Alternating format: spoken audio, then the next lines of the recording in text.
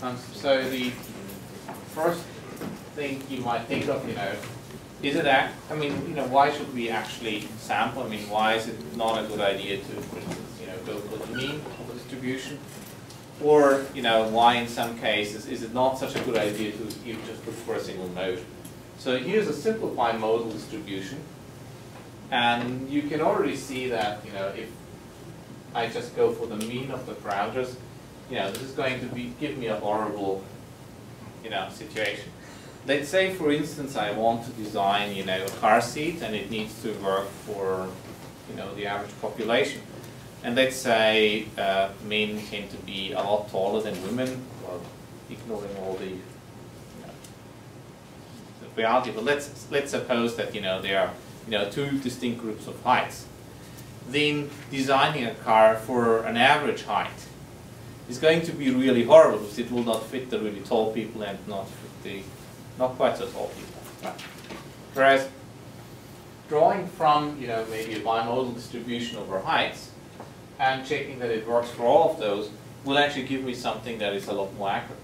So for instance, a Gaussian approximation around the mean, well, let's say, well, hey, this is the mean, let's look at the variance. It's going to be really horribly bad because it's going to put its peak here. It's going to completely underestimate things here at the tails. So if you have a unimodal distribution and things are nicely log concave, then you can get away with this Gaussian approximation, as we already discussed, I think about 2-3 classes ago when we just looked at logistic regression. But when I have a non-convex problem, sampling is actually a much more reasonable thing to do. Or at least I need to have a mechanism for representing this multimodality in an efficient way. I mean, another example is, maybe I like sushi or I like, ice cream, but I definitely don't like a combination of the two served on one platter, right? So, basically, what we want to do is we want to get an actual distribution of the posterior, and so what we can do is we could actually just draw from it as opposed to maximize it. And one of the problems is typically, drawing directly from that posterior distribution is, hopeless. So what you could do is you could use a Markov chain Monte Carlo method, and this would be a class in its own right, so I'm not going to go into this. Instead, we'll do something that is, idiot-proof simple, and in some cases it doesn't quite work for all the situations, but it's good enough for what we need here, namely we are going to do Gibbs sampling. So suppose it's really hard to draw from P of x and x prime, but it's really easy to draw from P of x given x prime and P of x prime given x. Then we already have a mechanism which will allow me to draw from that joint distribution of x and x primes by just alternating between these two stages for long enough. That's the idea. Who has heard of Gibbs sampling before? Cool. So we can go through it quite fast. Basically, yes, go into much detail. Let's say, for whatever reason, it's difficult to draw from the joint fact over whether it's actually a boy or a girl and what the doctor predicts. Then things are you just alternate by drawing conditionally. Now, let's just see what happens for clustering. So here are some data points. This is a completely made-up example, but I'll just initialize, my, let's say, my means and covariances randomly. And then what I can do is condition on the means and variances of my clusters. This is just a mixture of Gaussian clustering. I now go and draw for each point, from the distribution over the clusters. Okay. So I get something like this. Now, based on that, I can go and resample my means and covariances. Right. And then, based on that, I go and resample the cluster labels. Given that, I resample the cluster model, then I go and resample the cluster labels, and I resample the cluster model, and I keep on doing this. So, if you want to have an implementation of that, you can, for instance, use the Dirichlet process of clustering. The only thing to be super careful about is that at least last time I checked, and I must admit that was probably about 1.5 years ago, their Gaussian model was wrong. Basically, it worked wonderfully for test plots because their normalization was correct for 2 dimensions only. And it always normalized for a 2-dimensional Gaussian regardless. So, in some cases it pays off, even if it's open source code, and it should have been vetted to actually look at the code and check it. Well, that's it. This process itself isn't super fast yet. I mean, we actually used it in some situations after we fixed the model, and we did a couple of other things to make it actually go a little bit faster, but it wasn't fast enough. And when I come back from the World Wide Web conference, if there's some time, I'll show you a fast way of actually doing this, you know, maybe 100 times faster than what's in the Madut implementation. Okay. Yep. Say you initialize all 3 clusters to cover all the points and all 3 clusters exactly the same. Isn't that actually sort of also stable and it wouldn't actually change? Okay, so say initialize all clusters to cover all the points. Well, that wouldn't. That's an event that happens with probability measure 0 because I can basically draw my initial parameters for the means and variances from a prior. In this case, it would be a Gauss-Richard distribution, and it basically wouldn't occur. Okay, now let's pretend we were sufficiently unlucky or stupid or whatever and actually did this. Well, you still have, you know, another shot at things because for each point, you still need to sample from, you know, now my distribution over identical clusters, which of the cluster it's going to be. So each point, you know, with probability 1/3 will go into one of those clusters. As a result of that, in the next stage, you know, the conditional probabilities over, you know, cluster means and variances are going to be a little bit different for each of those clusters. Not quite the same, but a bit different. So basically, at that second stage, I will definitely end up drawing, you know, different, you know, clusters with different means and variances. And of course, if I initialize it, you know, in a not very efficient way, my sampler will take longer until it, you know, has burned in. But eventually, it'll work out. There are some cases where you could actually design things that go wrong, but you have to work hard to make them really nasty. Yep. Something that's very nice about this model and a lot of others is that this initialization, I guess, isn't too much of an issue. You can kind of choose something. I mean, there are better choices than others, but okay. So it appears like it would be not much of an issue. That said, it can still be a significant problem. It can be a significant problem if, for instance, you are really, really far away from optimality. Let's say this is, you know, some contour plot of, you know, how things are, and maybe this is really where I want to be jumping around, whatever, and I'm somewhere out here. And I might actually, you know, do a lot of stuff here and not really converge very far. So there are methods of actually improving this, because if I just were to compute the gradient, well, hey, this would take me right away here and I'd be done. So there are methods called Langevin samplers.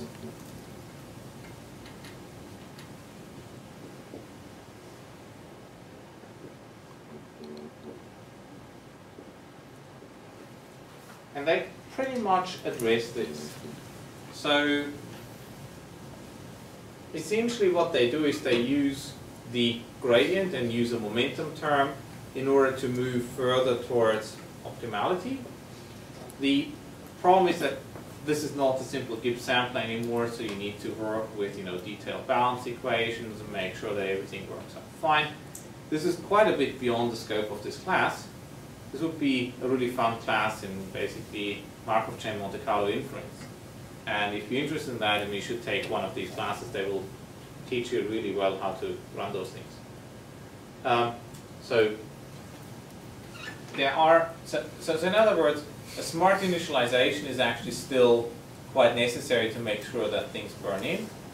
The other thing that you will find is, and this is to sometimes really dramatic, I mean you can get like 10-fold speedups easily, after your sample has burned in. Basically what happens is, suppose in the clustering case, initially, you don't know what your clusters are, so everything is sort of equally likely. So you have a very flat distribution, and you really need to search from all the cluster centers to figure out where to draw from. As it burns in, your posterior distribution of a cluster given all the documents will peak very much. And then it's maybe only a matter of choosing one out of 10 clusters or so out of your 10,000 clusters. And that can be done a lot more rapidly rather than dealing with a uniform distribution over 10,000 objects. So we found, for instance, for topic models, a speed up of a factor of 10 to 20 if you have a data structure that can actually take advantage of sparsity. If you do it in a primitive fashion, you're not going to see any speed up, but that's essentially where the gains come if you want to do large-scale implementations, the exploit structure. So the one really important thing about this class today is, well, you should never ever confuse the inference algorithm with a model. So if somebody says, well, we do clustering, therefore we do EM, or we do EM, therefore we do clustering, simply hasn't understood much of statistical modeling yet. So do not confuse those two. They're not the same, never will be, never should be. Okay, so do not confuse. So now, while it's obviously impossible to go through all the graphical models, let's look at a little bit of a zoo of stuff that we could encounter. And I've tried to, put things a little bit into context here. This is just taking a slightly higher level of what we've been doing for the past couple of weeks. So there's the issue of, which models you could pick, which, assumptions on your coefficients you could have, what you use for then doing inference in it, so how you can do efficient computation, and which inference method you then invoke based on that. And let me just walk you through a few things. So I could have, exponential families, I could have different priors, conjugates. Actually, it turns out that those two things are very closely related. This slide should obviously not be there. In models, well, you can have mixtures, you can have factorization, matrix factorizations, you can have factor models. You get to choose whether you want to have a directed or undirected one. You can have chains in Markov models, Markov fields. You can, have in terms of inference methods, you could try the exact route, and I'll walk you through it in more detail. What it means with brute force optimization. You can sample. You can use a variational method, or, and we looked a little bit at this kind of means where you basically throw out all the aspirations that you might ever have had in terms of having a probabilistic model, and you just brute force maximize some objective. And then last but not least, in terms of efficient computation, well, here we have our dynamic programming, of which message passing in a way is a special case. And the other option is I use convex optimization, which I can sometimes use to approximate message passing algorithm. So on the internet, what we're going to encounter is a lot of applications. So, and for whatever reason, it went on to the next slide, which ignore. So basically, we can use these methods for things like user modeling, advertising, well, to detect whether things are unusual, predicting time series, segmenting, classifying. The other case where you wouldn't necessarily think of it immediately is you can also use it to tune your systems. So you don't necessarily have to work with the data that's coming into the systems, but you can actually use it to improve systems themselves. Just another look at it. So in simple density estimation, well, here are my instances. There's a joint latent parameter. Or I could use clustering. So all I've done now is I've taken one step further and I've inserted this. Of course, I could integrate this out and then I'm back to this model, but then it would be fairly unpleasant to actually deal with. And this is, these are two graphical models. And then I could go and say, well, I don't have one monolithic factor, but I have several of those, and that gives me factor analysis. So whenever somebody talks about factor analysis, they just say, well, I have a special structure in my latent parameters. And now if I wanted to do supervised models, so this is what we also had where we wanted to get, classification, regression, so on, then, well, what you do is you basically have one parameter vector which, governs the connection between the x's and the y's. And obviously, if the x's are always given, I don't really need to learn how they would have been generated, right? So in that case, it's perfectly enough if I only focus on the y given x part, and I'm done. Now, as soon as I get some missing data, if some variables are missing here, I will have to understand this part very well as well. At that point, I have to revert back to actually jointly modeling the x's and the y's, and then solving the estimation problem. In practice, that's unfortunately what usually happens. Next thing is, well, we can look at chains. So this would be a simple Markov chain, right? We already did.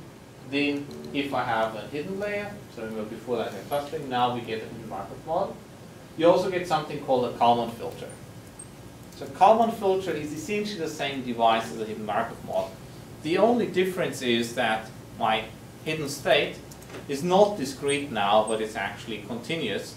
And I'm usually making Gaussian assumptions about all the various bits and pieces. So if this is all Gaussian, then I call it a Kalman filter.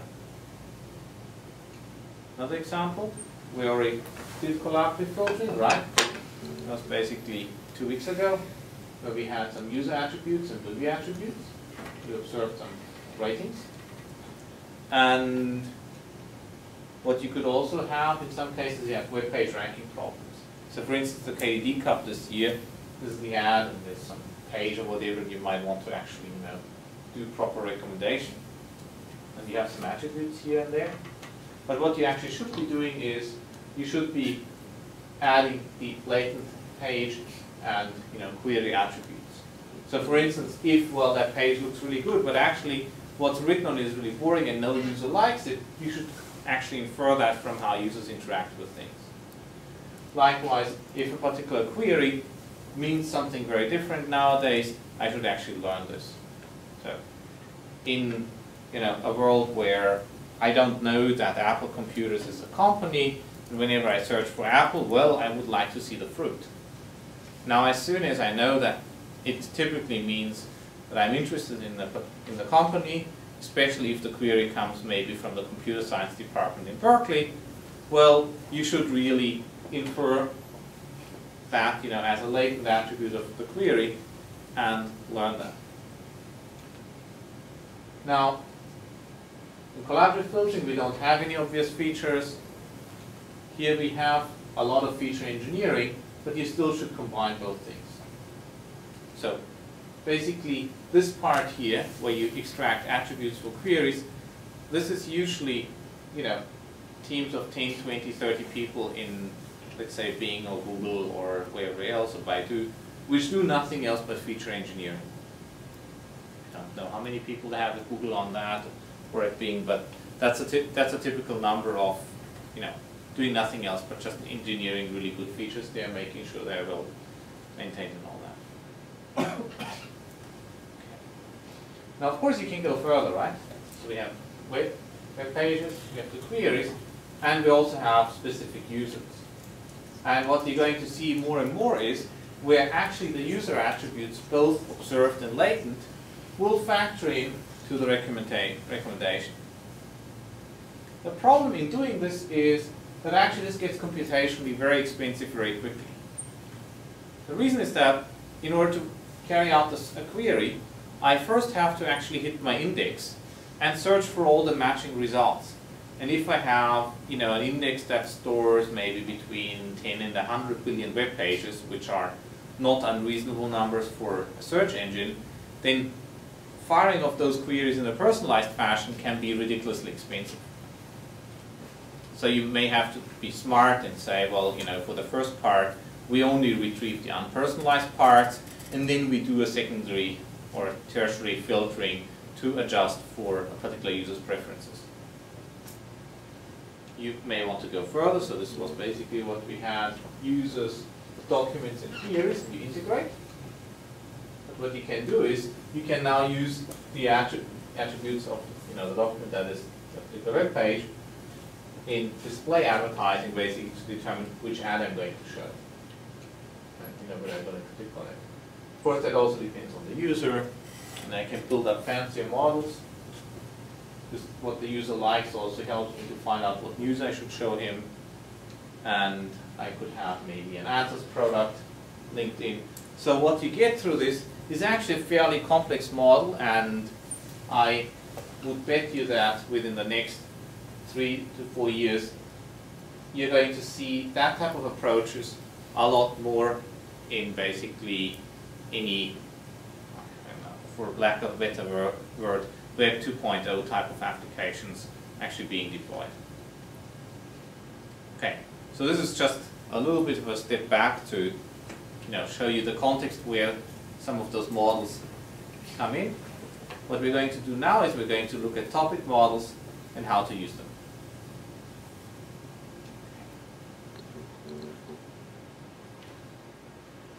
So, the topic, and we're going to revisit them later on. Okay. So, who has heard of topic models before? Yeah. So I suppose Mike taught it in his class, right? Mm-hmm. Good. So then this is not going to come as much of a surprise. We basically, have a simple document, and within that document, we have words. Each word is, has, so the generative process works as follows. I have some general purpose, per document distribution over topics. Then I draw from that distribution, the topic for a particular word, and then I draw the actual word from a word distribution for a given topic. And of course I have priors. You can extend that further by doing things like this, where you now have a sequence of words, and this was published under 2 different names and basically in the same way. One is topical engrams, the other one's called simplical mixtures, and from the names you can already infer that one of the authors wouldn't have known of the other.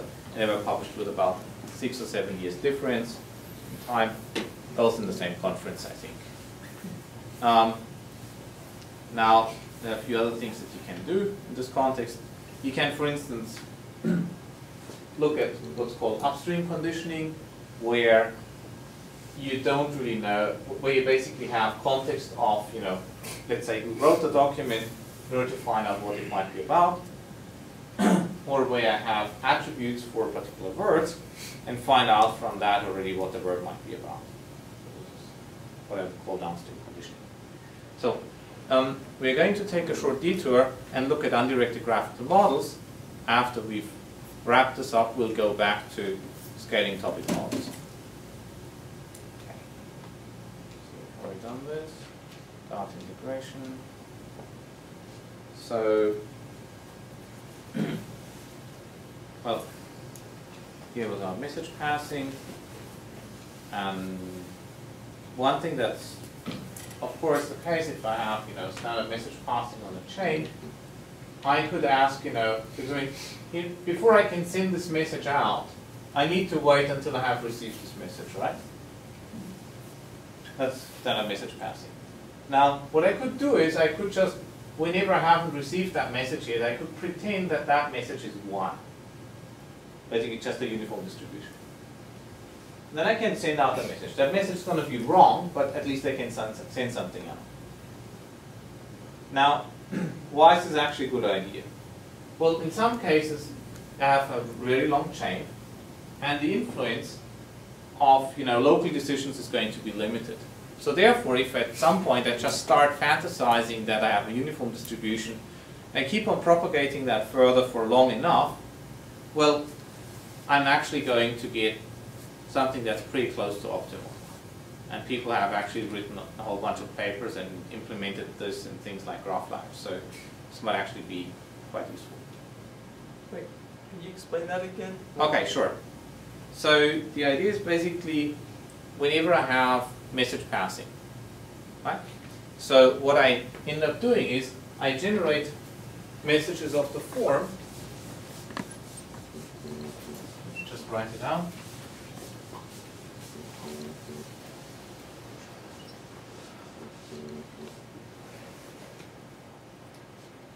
Mu I going to j of x, and now we have here j intersects with I. That's really all we care about, is the sum over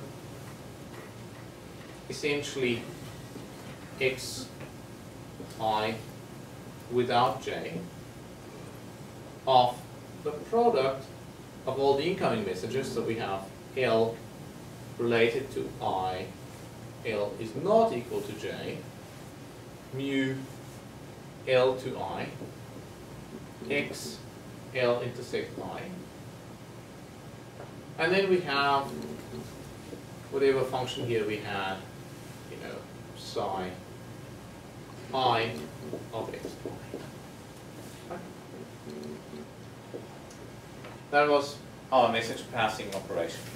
And the sum and the product can be replaced by whatever. As long as it's semi-ring, you're in good shape.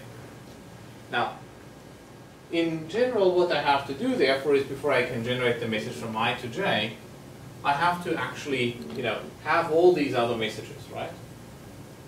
And one obvious thing that you can see is, if these quantities here are all non-negative, then this is going to be, one non-negative quantity, and I can actually renormalize it to 1, because at the end of the day, we have to renormalize anyway for the proper probabilities. Remember, what we had is basically all the incoming messages times the Clique potential here gave us the unnormalized probability for events here, right? So if I upscale or downscale any of those messages, it doesn't really matter. So I can just as well normalize them such that they correspond to a probability distribution, even though it may not mean very much. Okay. So once I have that, I can ask, well, let's just pick a uniform distribution here for some of the terms. It's obviously wrong, right? But I mean, I can just run the algebra, right? Now, if I keep on doing this, in this graph here we have 1, 2, 3, 4, 5, 6. So after 6 steps of starting with a uniform distribution at each point, it's still going to be accurate. Because at that point, all the wrong messages have been flushed out of the system, and the only ones that survive are those which were actually correctly calculated. Now, the question is, if I stop this process early, how wrong can it be? Obviously, for parts that have been reached already before, things are fine. The question is, how wrong is it going to be for stuff where it hasn't quite reached? Let's say I have a very long chain. Let's say I do what people in the first row do, people in the first row do whatever people in the second row do, and so on and so on. It goes through.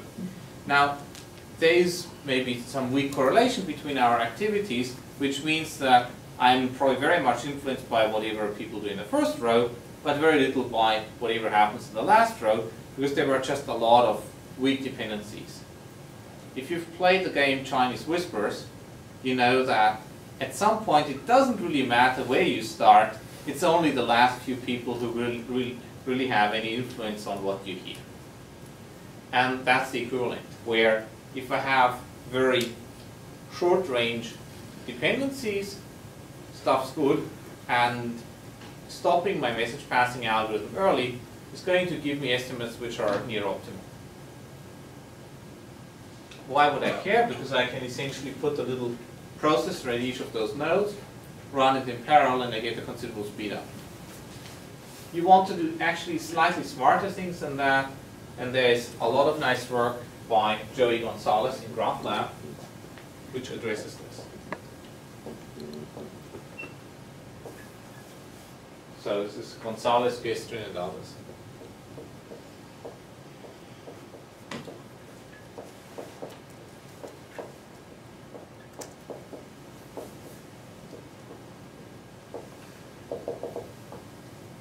fairly big project at CME. Okay. Now, one question is, of course, do we really need those arrows? Because for the message passing algorithm itself, we didn't really care about it anymore, right? Can we do away with it? And of course we can. So let's see what happens to our chicken and egg problem. Right?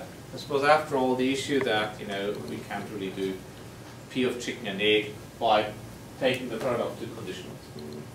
But one thing that we know is that, whenever there's a chicken, there's a high chance of an egg, and wherever then there's an egg, there's a high chance of a chicken. Or in that case, sure, it's a rooster, but biological truth isn't so important here. So we know that these are correlated. However, I might very well also have either the chicken or the egg if I want to cook. So now what I can do is I can actually go and try to encode those correlations, right? So I just assume that I have P of chicken and egg is given by e to some potential function psi of c and e, which might encode correlation or anticorrelation. So I could have this, or I could also have that, right? So how do we model that? So it's very easy, right? P of chicken and egg, in this case is e to the psi of chicken and egg divided by the sum over all chickens and egg combinations, e to the psi of chicken and egg. That's this thing here. And this should look awfully familiar because this is basically a log partition function, what we saw from exponential families. And that connection is not coincidental. You can actually see that in exponential families, you can decompose things quite nicely in terms of potentials and maximal things. Okay, so let's have a look at what happens here. Remember we had, the web server, the database server and the web server, and they affect the website. And then we knew that, condition on the website, the activity between database and server were actually not independent anymore. Right? Basically, if I know this is up, I know those two things must be up as well. Now, here's another model. I could just say, well, these two pairs, these pair and that pair, each of those variable pairs are correlated. I could assume that maybe there's some, compatibility function between, MySQL and the website, and also the website and Apache. And what happens is, in this model here, if I go and fix fix W, then these terms actually happen to be become independent of each other. So that's a big difference between having in this case, a directed model and an undirected model. So the undirected model, conditioning on variables means I take my graph, remove those variables from the undirected graph, and whatever components I get that decompose, they are actually independent of each other, conditioned on whatever I observe. Question. Yep. This is an aside, but don't you have to draw a line between the parents? So No, this is just my model. So I don't have to moralize that. Likewise there, I am free to model this. When I do inference, I may very well end up having to draw a line. This is basically what happens if I condition on the website. They depend on each other. But here it's a simple chain. It's a 3-element chain. I observe the middle element, so therefore, this guy and that guy become independent of each other. So this should already show you that we are in a very different set of models that we can express. So these two are not equivalent to each other. They share a lot of common technology, but they're not the same. So why do you care about it? Well, basically in this case here, it's fairly easy to debug things and to model stuff because you can just write dependency graphs, and if you have a nice system that actually works that way, it's good. If you don't quite know which way causality goes, then you may actually be much better off doing something like this. That was a question? No question? Okay, good. So, yep. Okay, so are there certain classes of problems that are better suited for one or the other? Absolutely. And for instance, when you have exponential families and you have, conjugates, that typically asks for a directed graphical model, whereas in some cases you may be better off having an undirected part for certain variables that are only correlated. There are some ways when you can sometimes blend pieces together. So for instance, conditional random fields are a curious beast where you basically have an undirected graphical model for the observations, and then effectively you end up conditioning on basically the text that you actually deal with, and there are equivalent ways of writing it out. But this is very much a matter of just checking whether for your specific problem, efficient software and stuff is available for a specific model or another one. So there's unfortunately no easy way to tell a priori that one is superior to the other. As a matter of fact, there are other methods, such as vines and copular models. So there's something that's called principal vines.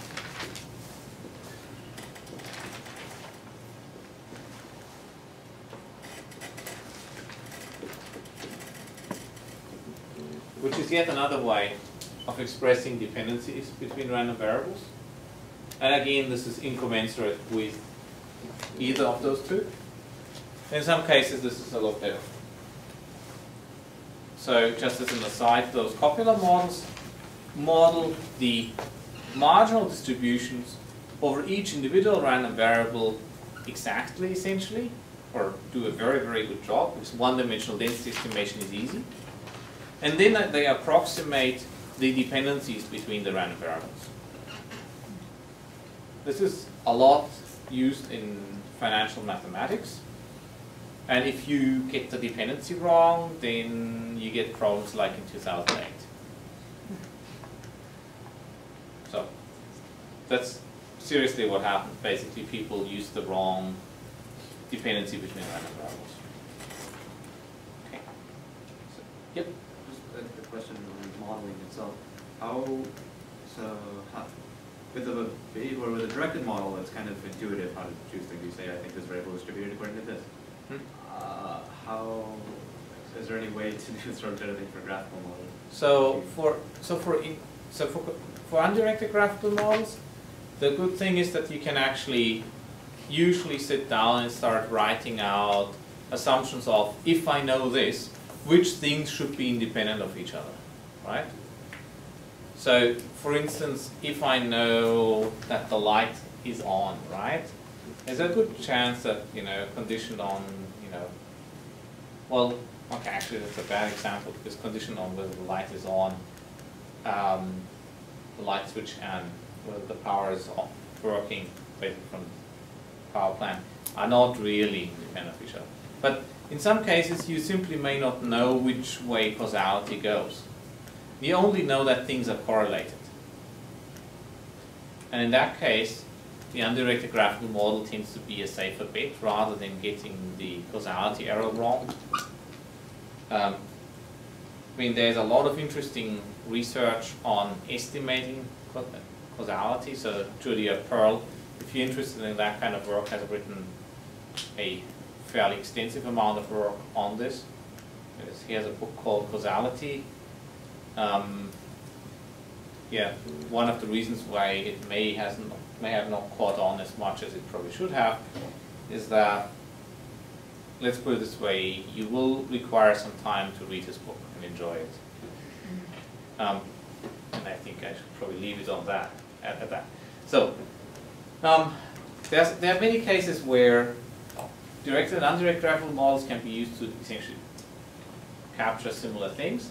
So the good thing in undirected ones is that I can very easily, if I condition on something, I know, which parts are independent of each other. So for instance, if I observe this guy here, then I know that this clique and that clique, they're now conditionally independent of each other given this guy.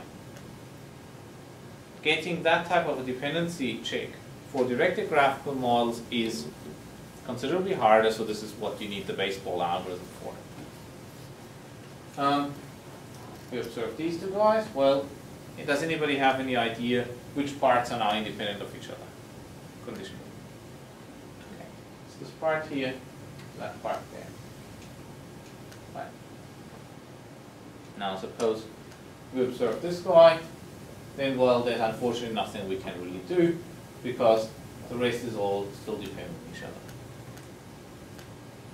So here's something that maybe we should have caught on before. We basically want to find cliques. So they are maximal, fully connected subgraphs. So here are all the cliques. Right.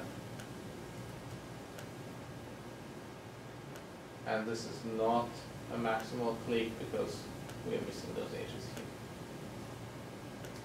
Okay, so the Hammersley-Clifford theorem, that's basically the key theorem in this context, says the following.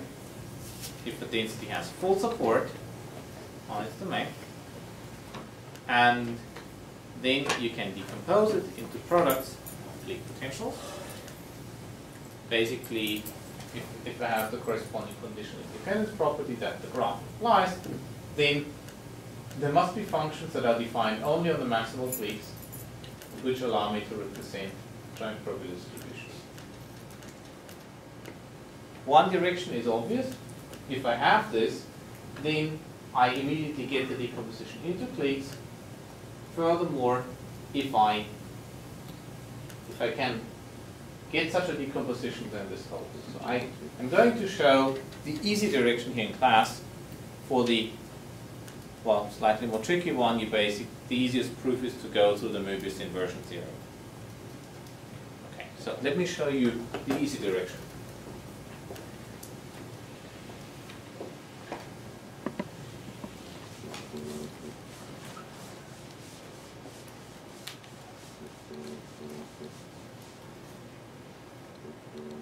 So let's say we have some p of x, which is given by a product over all those cliques, PC, right to this psi c of x. I'm assuming that the normalization is somehow hidden in those psi factors. You can easily see that this is not a unique representation because I could, multiply one of those psi c's by a factor of 2 and divide another one by a factor of 2 to get the same thing. But that doesn't really matter.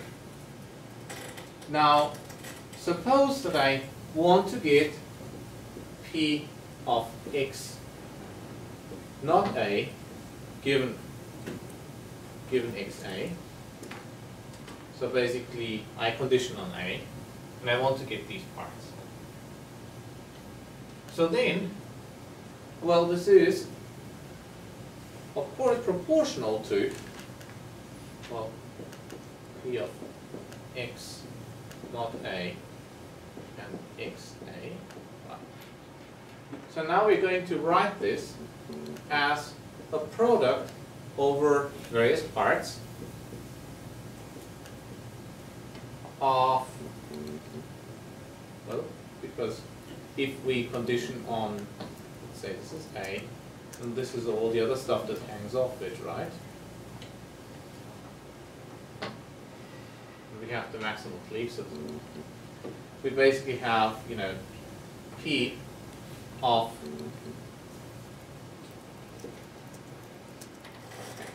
let's call the parts Q, P of X, Q, and psi Q of X, Q, and X, A, the same Q, right? And then we have something which maybe depends only on psi A, X, A. Right. So these are only the A-dependent terms, and they might not even exist. Good.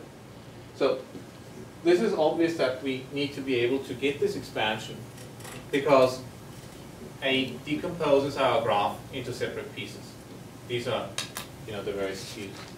Q prime, Q2 prime, Q3 prime. And this is basically whatever we had. So, now if we want to normalize it, let's say we want to sum over all the xq's, then the only term depending on them is going to be, you know, the corresponding factor here that has the psi q of xq's in it. So I can normalize over each of those terms separately. So in the end I'm going to get that, you know, P of x a bar given xa is going to be a product over q in the parts over some functions psi q x, and you know then we normalize, so xq given xa intersect. And that's exactly what we need for conditional independence. So that's the easy direction of the Hammersley theorem. I don't find the Möbius inversion theorem proof terribly illuminating. I mean, it's mathematically elegant, but somehow at least I personally don't really get that much of a deep insight from it. I don't know whether some of you do, but that's why I'm not going to go through it here. Any questions so far? Okay, let's move on. So let's just quickly compare why you would actually care about one or the other. So directed ones, well, they will give you a nice causal description. The normalization is automatic, so that's quite important, at least when you have the full model. They can be more intuitive. It actually requires that you know quite a lot about your problem, and you know, getting the conditional dependencies is not always fully intuitive. It's like when you observe a child, then both parents all of a sudden start depending on each other and stuff like that. For undirected ones, well, you basically throw causality out. It's still intuitive, but in a different way. It actually makes modeling a little bit easier. Normalization can be a big pain, but then conditional independence is really easy to read off. Okay. Now let's make a very brief refresher of exponential families and graphical models, and then we're actually going to take a break. So remember, this was our density function, right? And this should not be any surprise to anyone. This was, okay, there's a lot of algebra, but there's really nothing special happening here. It's just, you know, for the unconditional model, this is what I get. For the conditional model, where I, you know, condition on some observations, that's what you get, right? And then here's what we had in terms of optimization. Yeah, this turned out to be expensive, taking conditional expectation. You could use some prior. And well, for logistic regression, that was very easy. We're now going to reinterpret it as an undirected graphical model. That's the only difference, really. Before that, we assumed, you know, y given x. Here we're just assuming that these two are correlated. So, assuming y is, you know, plus minus 1. These are my sufficient statistics. Now, this is the conditional log partition function, right? And I get the convex optimization problem. So, it's exactly the same as what we had before. We just derived it in a slightly awkward way. Now, why does it matter? Because we can do a very nice decomposition of the cliques.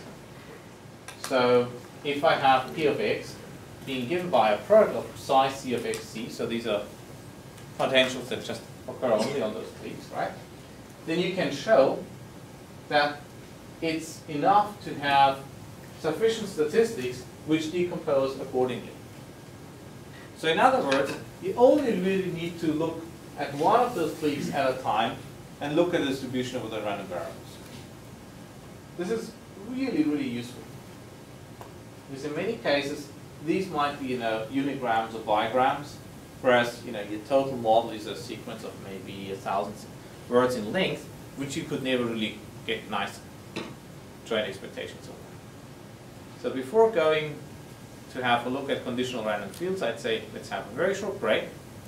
Then we'll do another round of dynamic programming, and then it's basically on with looking at lots of applications and how to scale stuff.